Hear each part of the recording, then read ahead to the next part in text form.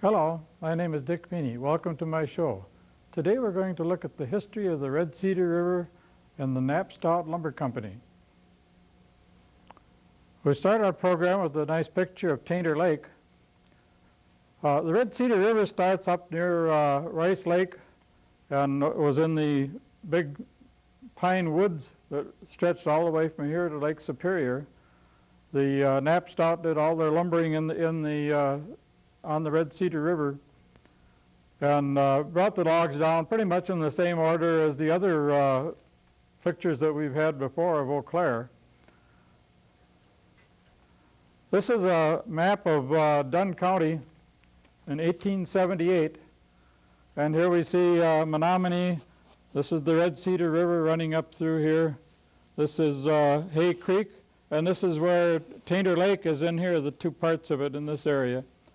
Right here we see a mention of the Lamb's Creek Falls. So this was quite a landmark in the old days. This was on the line that they surveyed out in 1825 between the Sioux and the Chippewa Indians.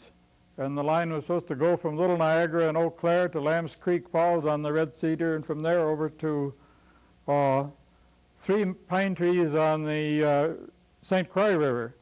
Of course, this was a very difficult line to find when you weren't right by the falls. So there was still a considerable amount of contest over the area in between.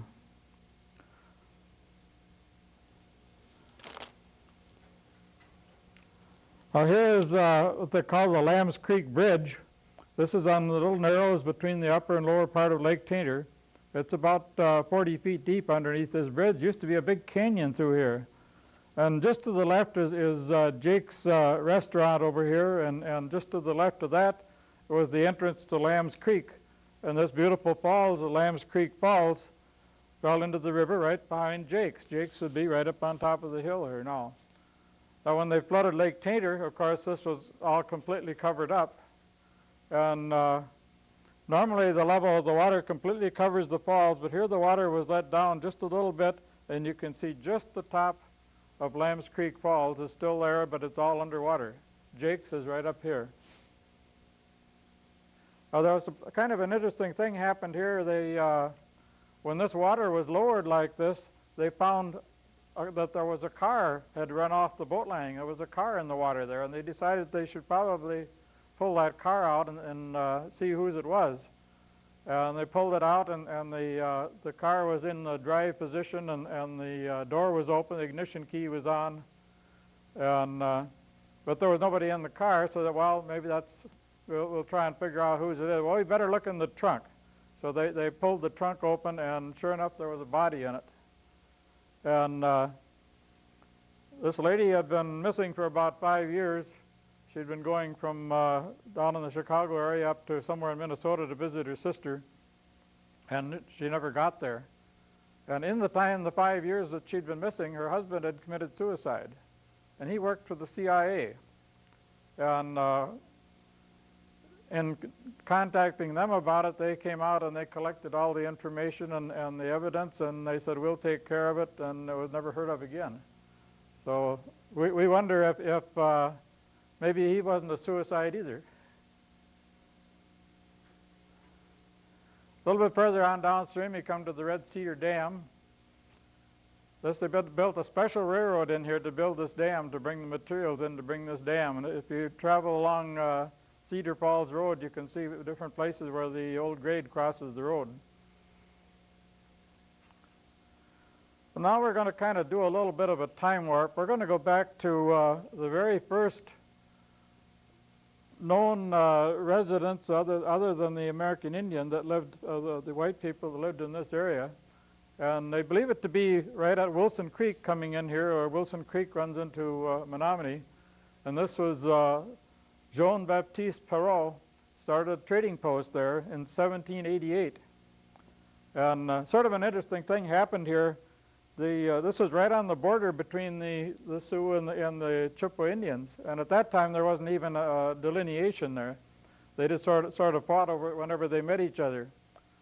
Well, one day a group of Sioux came in to trade, and this was all fine. They all traded well with them, and they were going to stay the night. Well, then a group of Chippewa came in too, and they all agreed that they would be friends, and they all slept together and talked, and well, fine, everything's going great. So in the morning, the Sioux left first, and they started off to the south where they belonged, going in that direction, and the Chippewa started off, and they crossed the creek, and when they got just across the creek, all of a sudden they were ambushed by the Sioux, and a couple of them were killed. And so the Chippewa then held the white people responsible, and they came back the next spring in a great big mob, and were going to burn them out, and they finally were able to talk them out of it, but they decided to abandon the fort and move somewhere else because it was just too hot a location to be in. Well, now let's start talking about the Knapp Stout Lumber Company. The organizer of that was Captain William Wilson, and he came to the area in about 1846, and from Madison, Iowa, and he was interested in starting a sawmill. He found a mill that was for sale. It was called, it was David Black's mill, and he bought the mill. And he needed a little bit of help in it, and he got John Holly Knapp to join in with him. And they bought the Black's mill and started out operating it, but they were having a little bit of trouble. So they interested Captain Andrew Tainter in it. In fact, there was a story that they owed him money, and they couldn't afford to pay him, so they made him a partner. But he was a ex-steamboat captain and a logger. Well, he was the one that handled the operation of the log operation in the sawmills and directed that.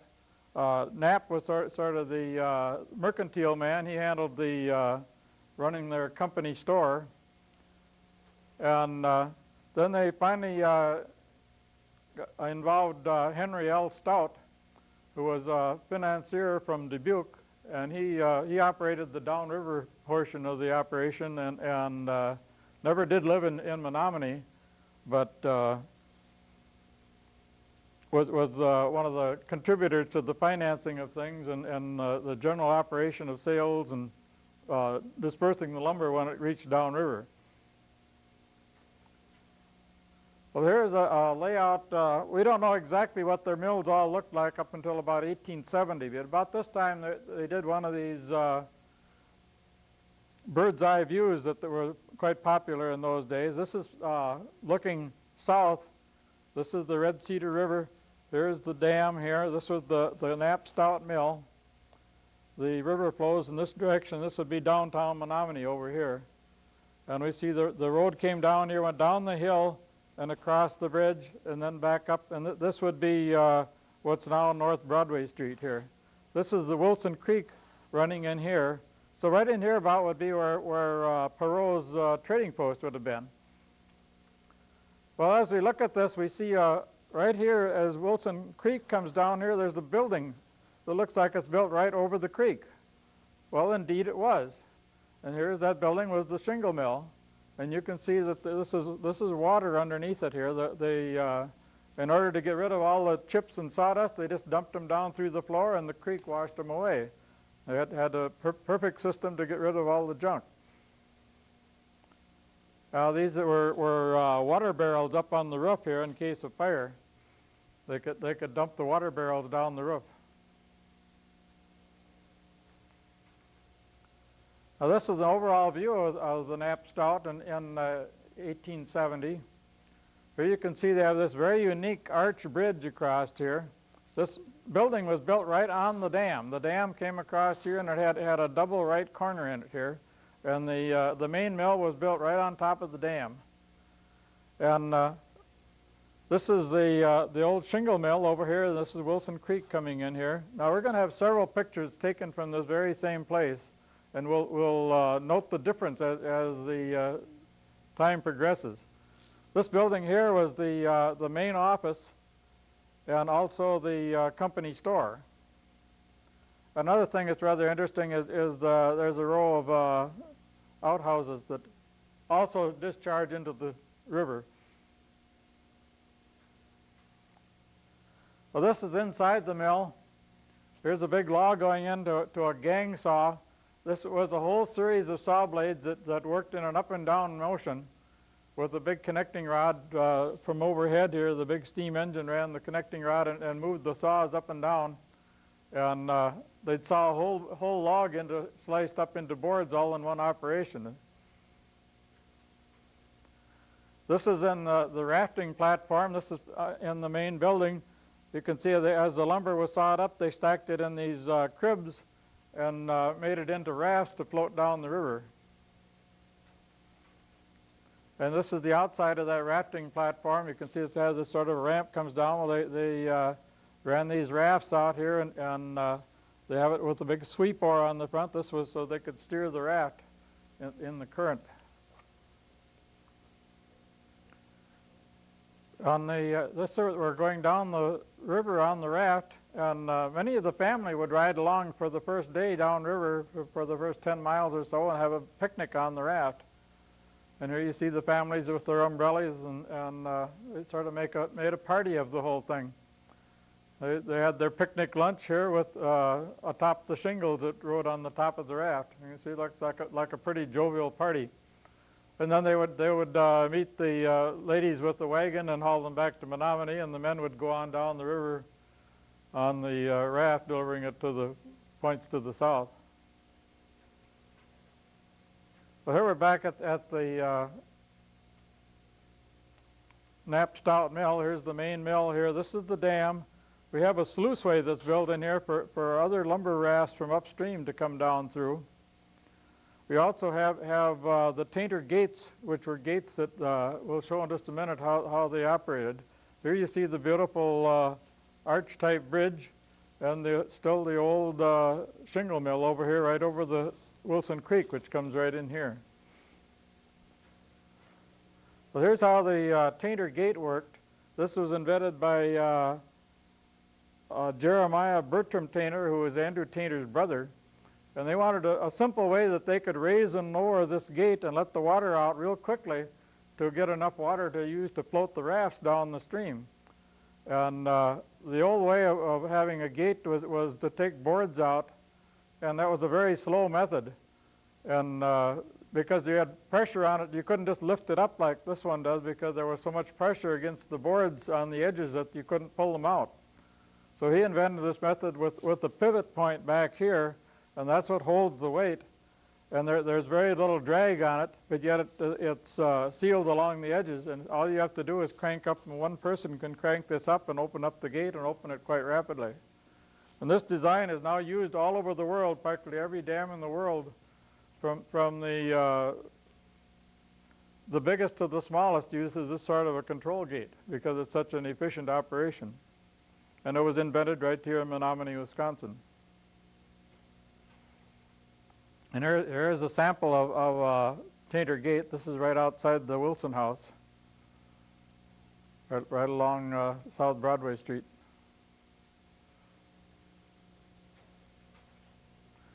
Well, now we're going to move from to the 1880s, and we'll see here we still have the arch bridge here. Very, very nice, impressive-looking bridge. Here's our zigzag dam.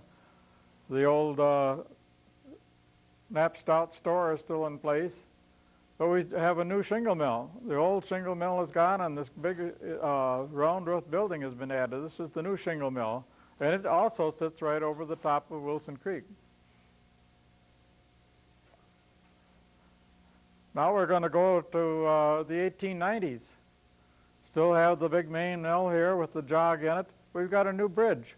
Well, the arch bridge is gone. Something happened to that one. It's disappeared. We got a new building over here, and this was now the Knapp Stout office, but it looks sort of like a mansion, a very Victorian type house. And we have the shingle mill here, and instead of dumping all the stuff in the river, they finally decided they needed a sawdust burner to get rid of some of this waste rather than just dumping it in the river. So they built this enormous sawdust burner. Well, this is what happened to the Knapp Stout mill in 1905. You can see this is the main part of the mill that went across the dam here. The water is cut right through the mill. This is the part that kind of sat along the edge of it, and that's all this sort of crumpling and bending over, and the flood went right through the middle of it. This building here is the flour mill, which is on the south side of the river. Just another view, a little bit closer view of it. You can see the same trusses we saw inside when we were looking at the rafting platform. You can see that's the same building. Here's an end view of it. See, the water is going right through the middle of the main floor of the sawmill.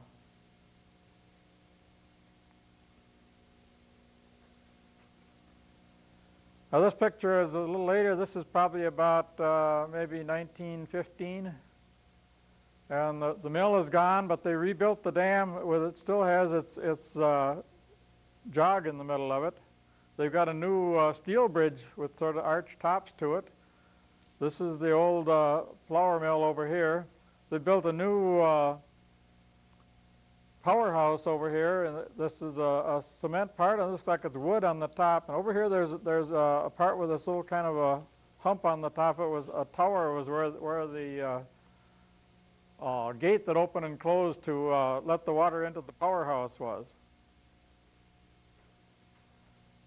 Well, now this is about 1920 or so. Here you can see this is that top of that thing with the kind of little knobs on it. This is where the gate to the powerhouse is, but the top has gone off in it. That was way up above that. That's gone. It's only the lower brick part is all that's left. They remodeled it. Here you can see the dam with the jog in it. The steel bridge goes across. The road appears to go across another bridge up this way to go up Broadway Street.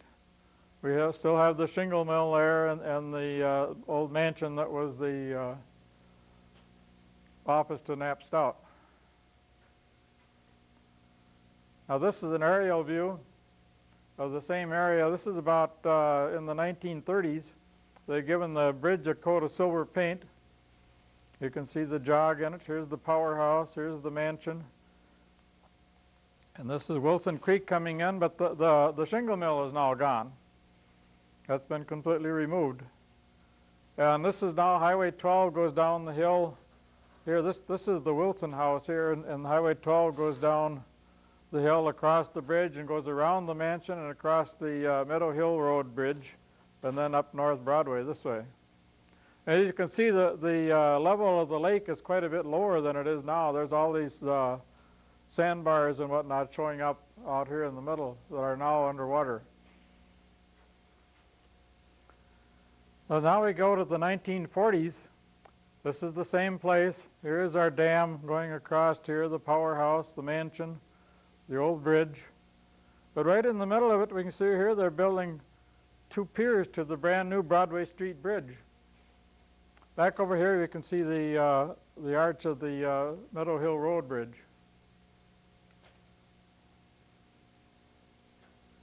And here in 1940 they opened up the new bridge over the Red Cedar. Here you see it goes over the top of the old bridge, over the top of the dam. The dam is straddled right over the dam and goes right straight across up to North Broadway. And this is the bridge that's still in place today.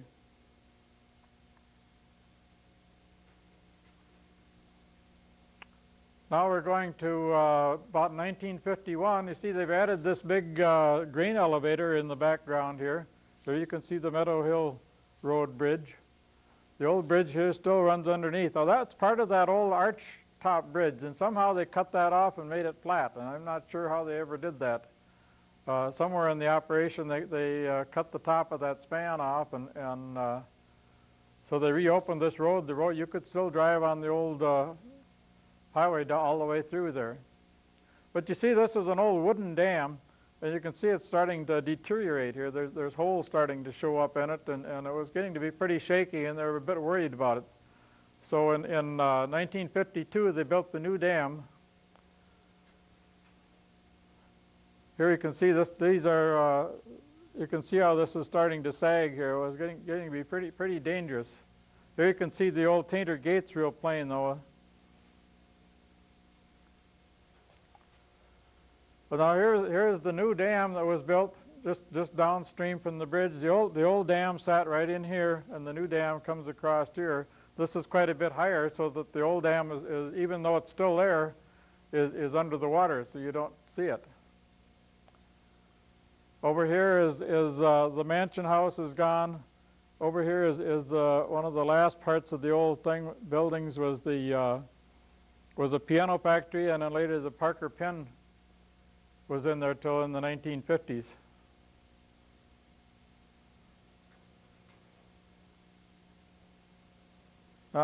This is about 1983. The piano factory is gone, and they're getting ready to build the second bridge alongside of the first one. And here in about 1994, this is the completed bridge. They redecked this one and put new railings on it. This is the old original bridge, and this is the new bridge on the east side of it to make a full 4-lane highway all the way through. Sort of a time warp. We've been in our time machine here and come all the way from the 1800s all the way up to the present time. Now these are some of the houses that belong to the Knapp Stout people. This was John Holly Knapp's house, and this is partway up the Meadowview Hill, and it's now belongs to the Episcopal Church, and they have a summer camp there that they call this Bundy Hall, and you can see that by driving across that old bridge there and across Wilson Creek and up the hill partway, and you see this old house that belonged to John Holly Knapp. This was John Holly Knapp's bed. You see, they didn't live too poorly. They could have the best of everything.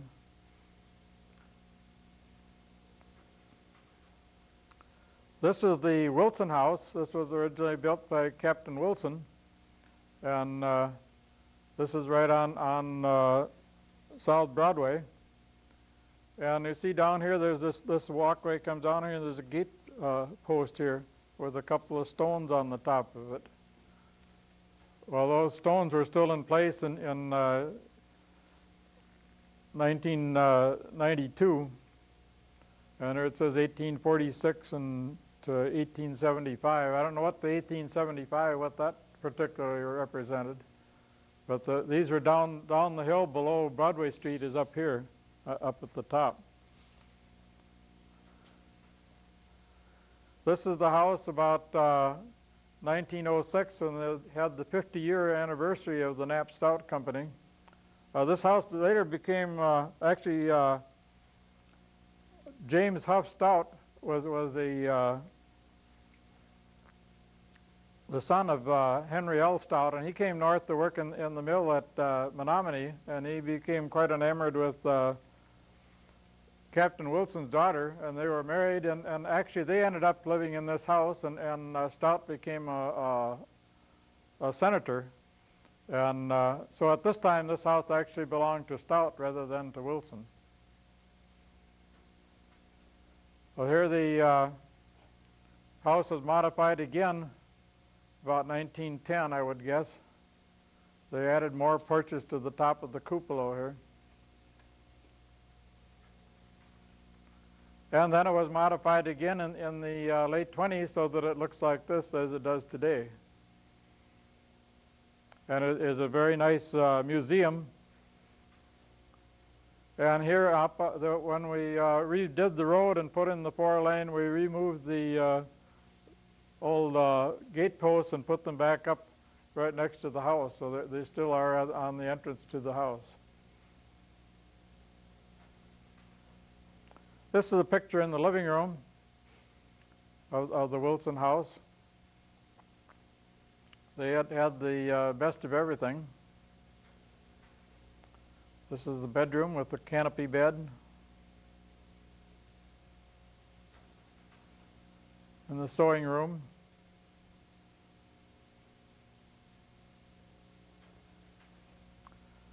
We're going to kind of go on down Broadway Street. This is the new 4-lane with the terrace sides on it and the walkway overhead to allow students. This is now part of the Stout campus, and the students use this to go across. It's only a footbridge. It's not a automobile bridge. When we get the next building along the line is the Tainter House. This belonged to Louis Tainter, was Andrew Tainter's son, and this was built about 1889 out of the Dunville sandstone. It came from the Dunville Quarries, and this sits right along the edge of Broadway Street, between Broadway Street and the lake. Here's a picture about possibly about 1910, 1915, looking north on Broadway Street. And here is the same place in the about 1990.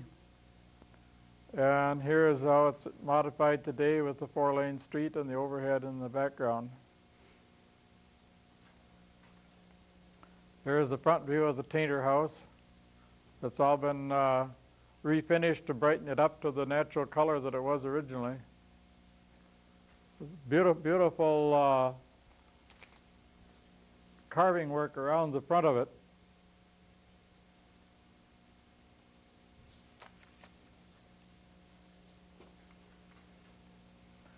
At the same time, the Tainter Memorial Theater was built in 1889, and this was for Andrew Tainter's daughter. It was a memorial to her, and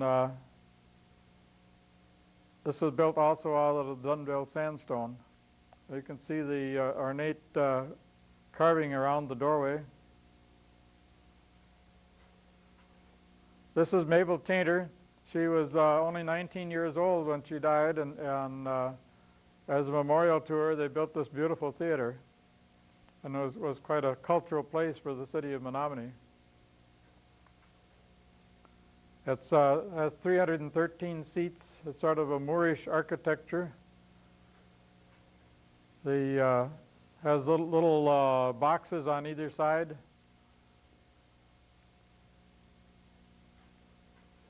It has one of the last operating butterfly curtains. This is the sort of curtain that pulls up in each direction like this. Is one of the last operating butterfly curtains in the country. The theater is still operational and still continues to have programs every year. This is a chandelier in the hallway. The looks like it might be wallpaper, but actually these are all stenciled, hand stenciled figures on the wall. This is all done by hand stenciling to make all the figures that are on that look sort of like patterned wallpaper, but it's actually done each one by hand with a stencil. This is in the dressing rooms, and there was a pair of ladies that did singing and dancing that came to Menominee quite regularly, and when they retired, they donated all of their costumes. And you can see here their chest with all their costumes with the long gloves and the skirts, and donated this to the museum, the theater museum. Across the street is a mural on the wall, and this is to represent the stonecutters of Dunville.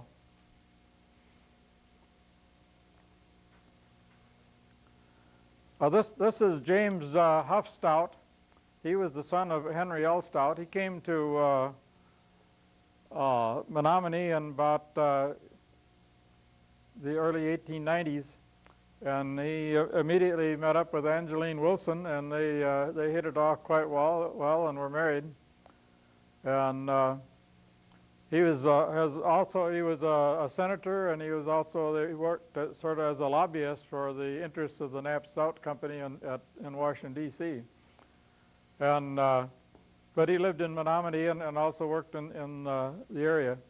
And he was the one that started the idea in 1891 of the Stout Institute, which was a manual training center where they could teach the young people of the town to have a trade, which of course at that time was probably all in woodwork. But here you can see this is the first manual training class in the Stout Institute. They also had domestic classes for the girls. They built this was the Menominee Central School, and this was the Stout Institute.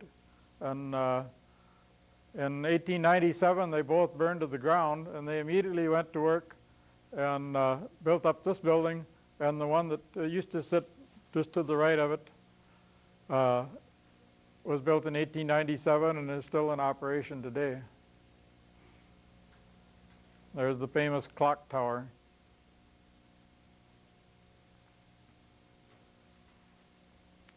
Now, Andrew Tainter, he used his money to build a big stock farm out on the east side of town.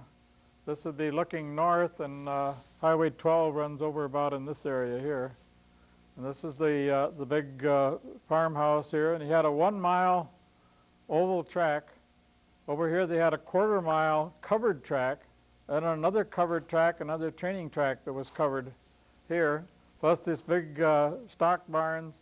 They had a circular part in the center here with a glass cupola at the top of it and a big fountain in there where they could water the horses.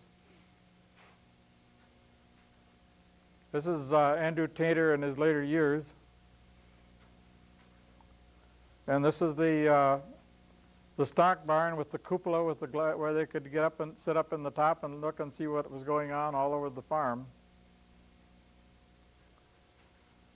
And here's one of his prize horses. This was one that ran against Joe Patchen. It was a trotting horse. Was Vera Capel. He ran three races in a row, and made him quite a bit of money. And this is the old farmhouse here, and right here you can see was the old banked part of the north curve of the 1 mile track. You could see very clearly the banking to it right in here as it came around. This is the edge of the bank track right here. And of course this is now all taken up with the Stout Industrial Plaza. But the old house is still there. But now we're going back toward the river. This is right by Wilson Creek. You can see the railroad bridge coming over here. And the old shingle mill used to be right here. And this probably is right about where the original trading post was. And there you can see the railroad track. The railroad track came down from the main line at Menominee Junction, which came at right angles to the main Chicago Northwestern. And in fact, it still does run here. And came down. And right in the same location of this building was the old Newman Hall, and this is where they had a dance hall upstairs, and the first school was in the back part of this. And here the railroad went on down across the Red Cedar River, going over toward the downtown area. And here they had a depot. And that depot is still there today.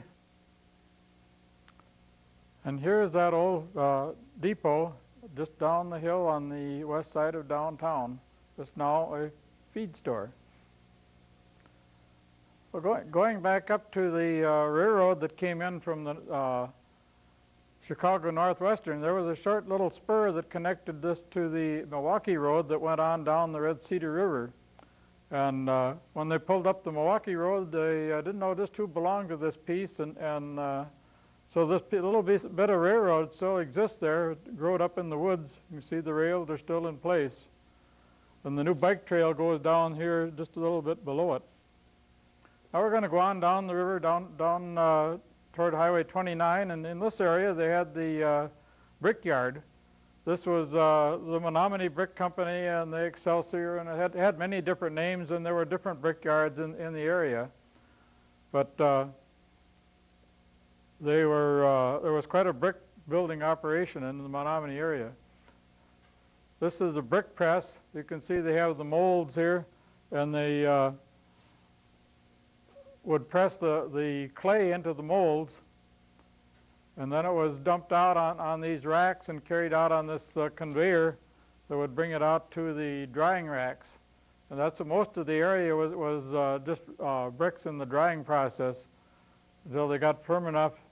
And then they would put them in this kiln and bake them until they were hard so that they would make the firmness of bricks.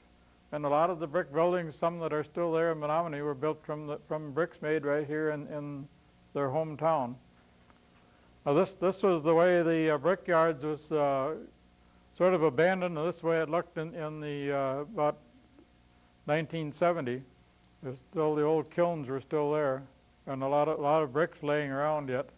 This, of course, now has all been cleaned up, and there's actually houses built in here now. A little bit further on down, this is the beginning of the State Bike Trail. This was the old depot to the Milwaukee Road, which came up along the Red Cedar from the Milwaukee Road that came to Eau Claire. It split off just north of Durand and had a spur that ran to Menominee. And this was their depot. This is just on Highway 29 on the west side of the river. And as we go down the bike trail a ways, we come to this old building. This was an old engine shed. They had a little spur line that ran in there, and this is a place they could do repair work on an engine or on any railroad car for that matter. And we go on down the bike trail. This is a nice place. You can bring your dogs to walk. This is my wife and her Welch corgis. Come on down. The old bridges are all still in place. And very, very nice, easy riding bike trail. This is the bridge over Gilbert Creek. And just up to the west of this was the site of the old Gilbert Mill. And this was started in 1849, and it operated until 1889 when it was removed. And that's 140 years that this mill was in operation. This is out on the junction of County Trunk P and a town road. A little further on down the river, we come to the Devil's Punch Bowl. This is a very scenic little canyon that runs up from the Red Cedar River back into the hillside. The road goes by just overhead up here. And a lot of people drive by this and never realize that it's there. A while back when these pictures were taken, it was a county park, but since then it had grown up quite badly. And the stairs to go down had collapsed, and they'd more or less discouraged people from going in there. But I understand that it's now been opened up again, and a new stair is put in, and it's back to its original glory. This is another view in the canyon. This is part of the old stairs that went down to the Devil's Punch Bowl. Got a couple of little bridges in there over the little stream that comes over. In the spring, there's quite a waterfall that comes over the back of this, but it's just a sort of a trickle in the summertime. Well, now we're going to go back to our lumber rafts going down the river, running the rapids. We see the man out in the front here with the sweep oar.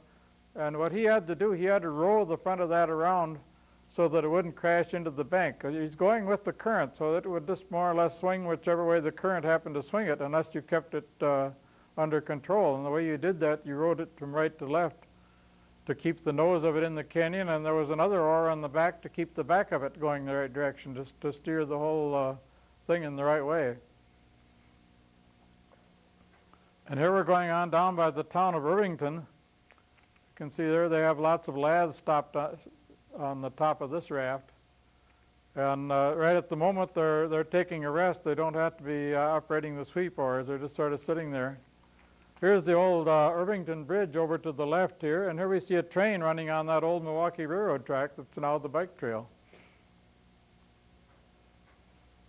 This is the old Irvington Bridge, probably in the 70s, and about 1979 this bridge was built, a new wider bridge, and when they did that, they were already anticipating the bike trail, and they didn't want the bike trail to go over the road because of the hazard, so they decided to design it to go under the road. And this was the very first part of the bike trail that was completed, was the part that went under the road. They hadn't completed the part on the right-of-way entirely at this time. A little bit further on down is a rock outcropping that sticks up. It's called the Pinnacle. And you can see the Red Cedar River in the background here, looking off to the south. It's kind of quite a climb to get up to this thing. Then we'll go on down the bike trail a little bit further. Then we come to the bridge where the railroad ran over the Red Cedar River just above Downsville.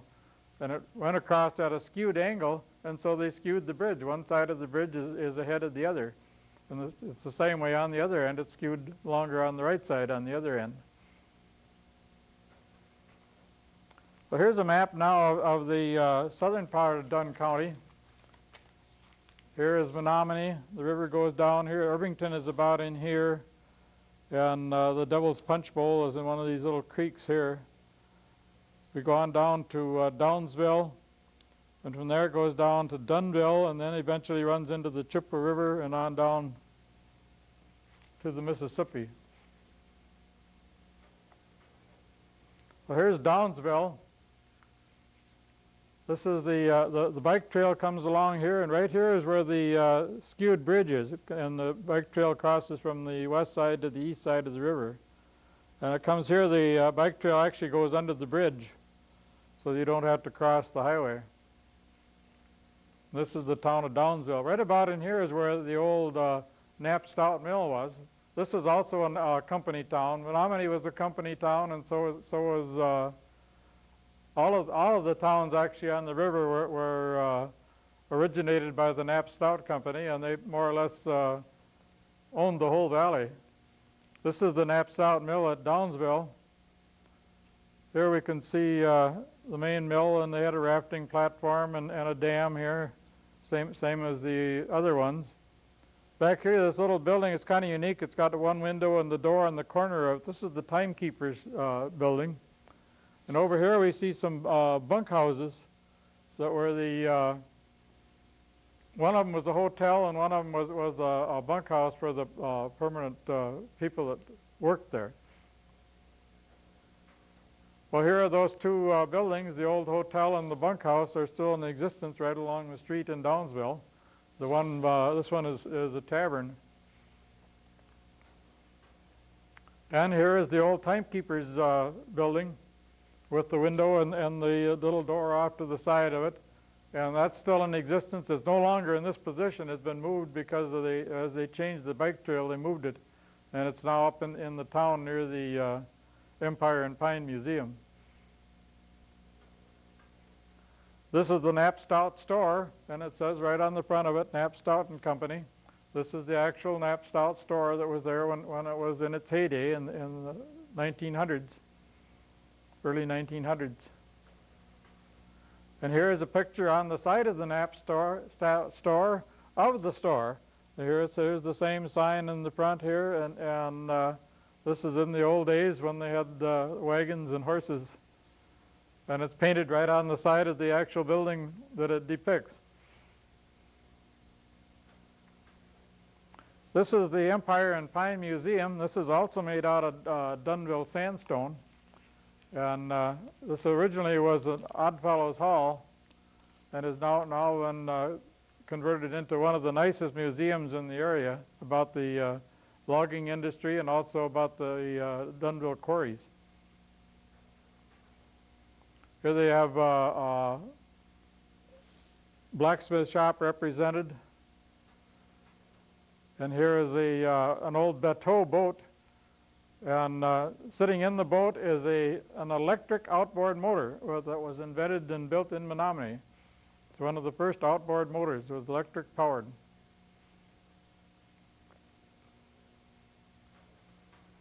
And they also have an old hand car there.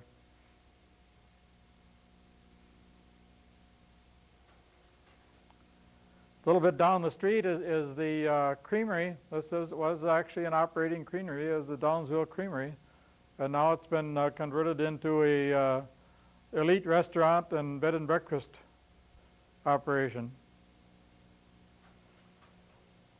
Another thing of interest in Downsville was the old Round Schoolhouse.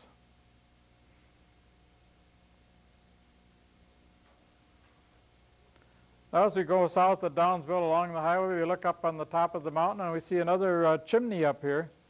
And this is the one that, if you're familiar with the books about Caddy Woodlawn, this was the place where they, in the book Magical Melons, which was the sequel to the original, where they found a rattlesnake up on this cliff up here when they went climbing up there, and they were quite frightened that they found this rattlesnake. Well, this is the book of Caddy Woodlawn. This is a winner of the Newbery Medal, and it was written by Carol Ryrie Brink. Was Caroline Augusta Woodhouse was the story that it was about, and that was her grandmother. In 1935, she wrote all these stories that her grandmother told her about the days that she lived in Wisconsin, and she put it down in the book and called it Caddy Woodlawn. Well, the old house this is Caddy Woodlawn when she was 3 years old. And this is her about the time she got married. She lived in St. Louis, and she later moved to out to the West Coast. And that's where her daughter lived that wrote the stories. Well, Caddy Woodlawn's house, when she lived here in 1857 to 67, I believe that she lived there. This is where she lived in this house that's down right near Dunville. And this is the way it looked the first time I saw it. It was in pretty bad shape. And the Historical Society decided that it was salvageable, and they restored it and moved it over near the highway. And now it's a little rest area there, and you can go and see where Caddy Woodlawn actually lived. This is the inside of the bay window. It was a very, very stout built house. The flooring was made out of hardwood, and it was set on edge like a bowling alley. It was really a tough floor because the windows had been out of it and the rain had come in, and a normal house would have just collapsed from decay, where this one was solid enough that it was salvageable. A little bit further down, actually not further down, but just right across the river on the other side, on the east side of the river, was the old Dunville Quarries. And this was one of the old buildings of the Dunville Quarry. And this is the actual quarry, and they had these gin pole derricks that operated. Here's one that has a pole that runs up to this vertical pole, and that's what they used to lift the blocks around in the quarry. They also had a separate spur ran off the railroad to load the blocks to haul them to Menominee when they hauled the blocks to Menominee to build the Tainter Theater and the Tainter House. And also they were hauled all the way to New York City to build the big cathedral in New York City. Here you can see the operation of the gin pole lifting the block onto a flat car. And surprisingly enough, one of those old gin poles is still in existence over there in the woods. And still fastened up there with its cable still standing upright. And down at the bottom of it are the old gears that they use the windlass to crank the blocks up and down with. And they've since made a little sort of a wayside off the bicycle trail. And there you can see the old windlass at the bottom of the pole yet. And there's a little trail runs in on the actual spur of the old railroad that ran in that they loaded the blocks on. Well, this is an early map of Dunville. This is about 1848 when they did the original survey through the area, when they laid out all the sections. And here we can see about right in here is where Caddy Woodlawn's house was.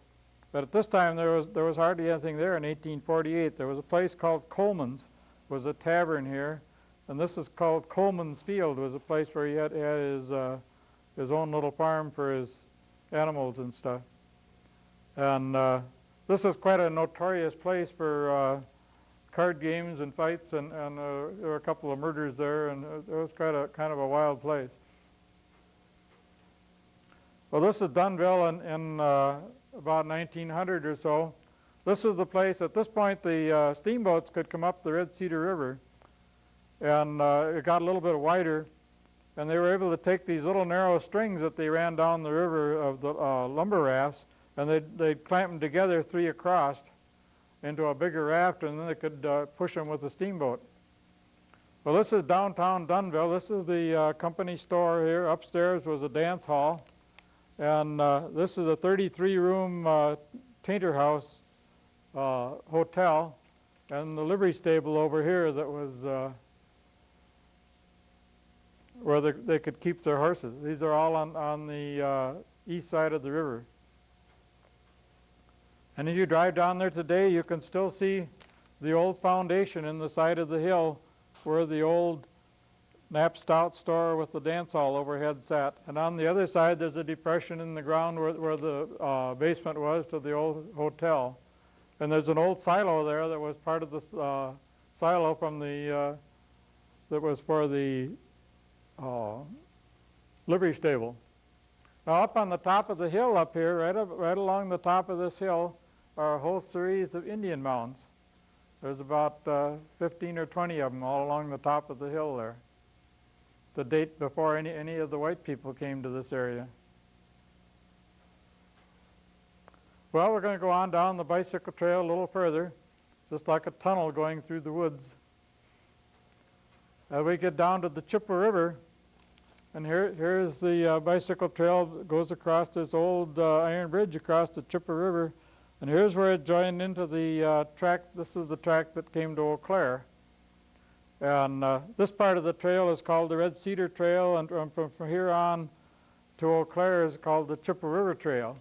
The Chippewa River Trail is actually blacktopped.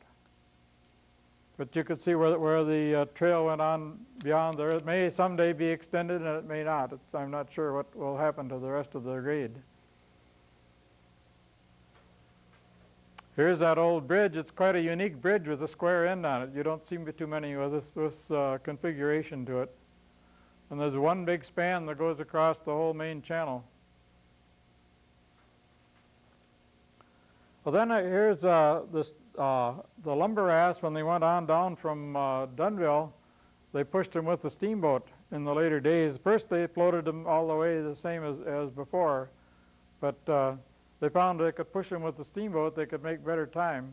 So this is the old steamboat Phil Shekel that belonged to the Knapp Stout Company, and there they're pushing a raft going down. Well, then when they get down to the mouth of the Chippewa River, they pushed right across over to the Minnesota side is the town of Reed's Landing. Here you can see there's a big paddle wheel steamer. Here's the paddle wheel on a steamer, and it's parked up, nosed into the bank there. And at Reed's Landing, they'd take all of these rafts and they'd collect them together and make a big Mississippi piece. And again, they're pushing with the steamboat, which this is the Annie Gurdon. But you see, they're still using the sweep oars on the front to steer the front of the raft, and they had to have a lot of men out there to do this operation. Because they still had to row the front of it around so when it came to a corner, it wouldn't slam into the bank. Here's a close-up of the Annie Gurdon with a side-wheeler steamboat with 2 decks. It's quite a presentable-looking boat.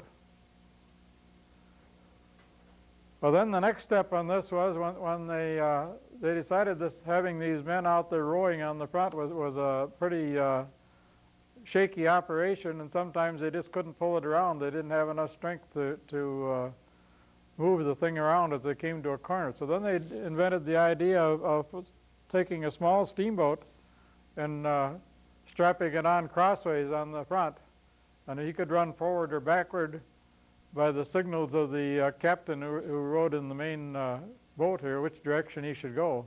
And by toots on his whistle, he would tell him to go forward or back, and that would steer the front of the raft around. Well, then the final slide of the series here is down at St. Louis, and this is where they dismantled the rafts.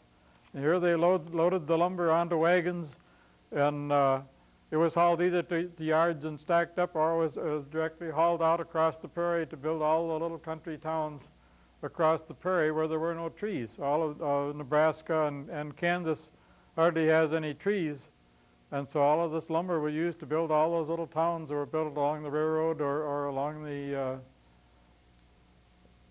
routes that went to the west.